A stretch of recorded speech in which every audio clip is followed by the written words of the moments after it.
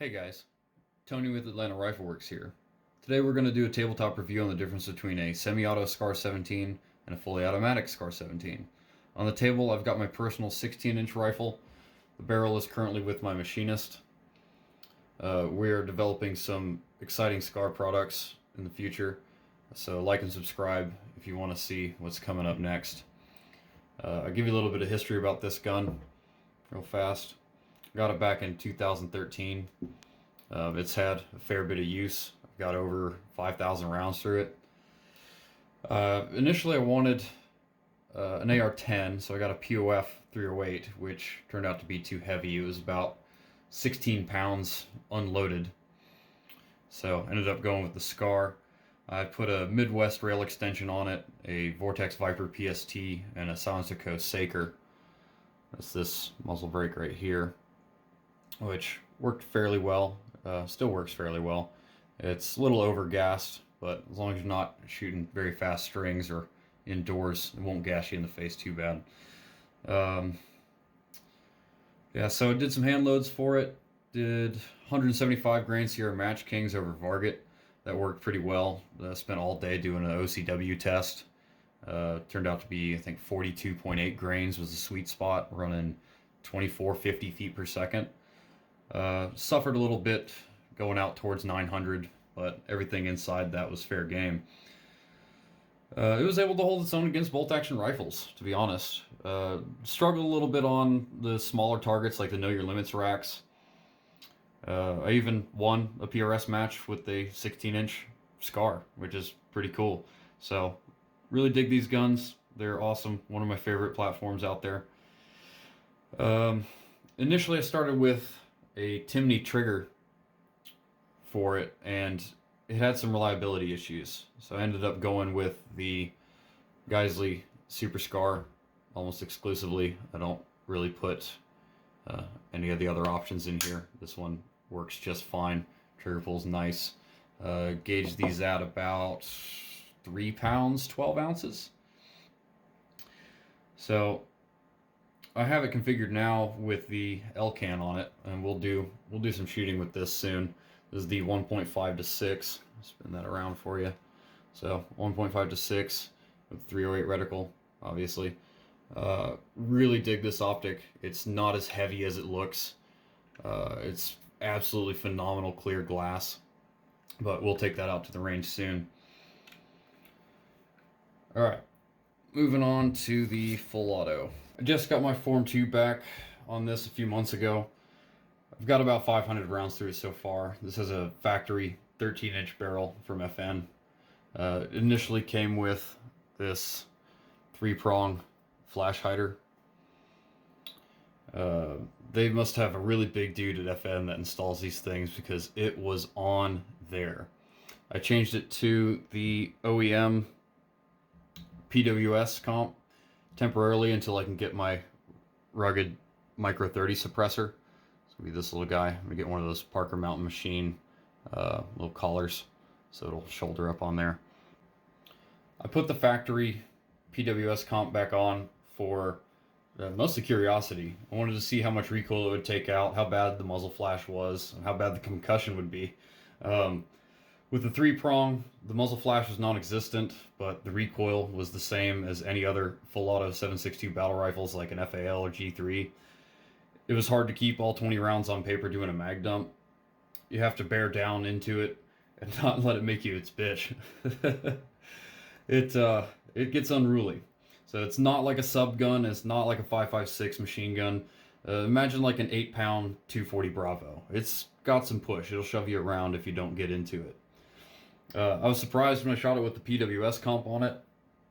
It was way more controllable. The recoil is a little more than a full auto AK and 7.62 by 39. Now you're able to mag dump it into an IPSC target at 20 yards and keep them all in the torso, which is pretty awesome running this comp. So I kind of like it. You just cannot shoot it in a indoor shooting range booth. The concussion is unbearable. It rattles your teeth. If you got fillings, they'll probably come out. So I'm really excited to see how this gun does suppressed. All right, now let's get into the mechanical details. First, let's start with the bolt carriers. Here on the full auto carrier, you can see there is less material milled out to add a little extra weight to slow the cyclic rate down. And you can see that right here. So that's the semi-auto carrier. This is the full auto one. It's got those 3 little drill holes in it. That's just to, make sure the weight's right. I've heard rumors that there's a tungsten weight inserted, but I think that's just what it is, a rumor. I've had my machinist look the full auto carrier over. We didn't see any tungsten inserts or anything. Now, the only difference other than the weight on the carriers is this little tab right here. Okay, this is your auto sear trip. When the bolt carrier shuts, this little tab is what engages the auto sear, and that releases the hammer. See, the semi-auto one doesn't have it. Full auto one does. All right, this is your auto sear spring, this little guy, and this is your auto sear. This little part costs $62. I guess you got to pay to play, huh?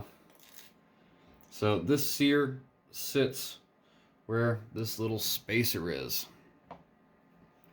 Look in here, you can see that little spacer. This little guy sits right there like that.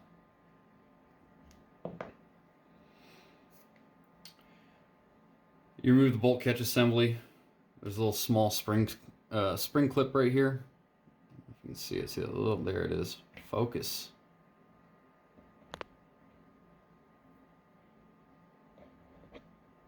So, little spring clip. You take that out. It'll allow you to slide this out a little bit to get to that roll pin. All right, tap that roll pin out. Whole assembly comes apart. Drop your spring and your auto sear back in. Here's the full auto lower. Right there you can see it installed. So that little spring takes the place of that spring clip. The spring is a little smaller on one side. You can see that. There we go. Cool. So, cool thing about the Scar is there's no milling or cutting required to make it full auto. That might sound pretty enticing to all you boog boys out there, but you can't even purchase these parts without a SOT or special occupation tax, let alone the full auto carrier. These are super hard to find. I'm trying to source one right now for a full auto 16, but I'm not having much luck. So anyway, this is a Geisley Super Scar full auto, which is pretty neat. Didn't even know they made these. Picked these up online. They were used. Didn't know what condition they were in, so got an extra one just in case. But this one's going to go in that Scar 16. And this is an OEM Scar trigger. On the Geisley, they moved the sear engagement from down here on the OEM one to this little hook right here. All right, so it just tosses the sear between the disconnector and that top sear right there.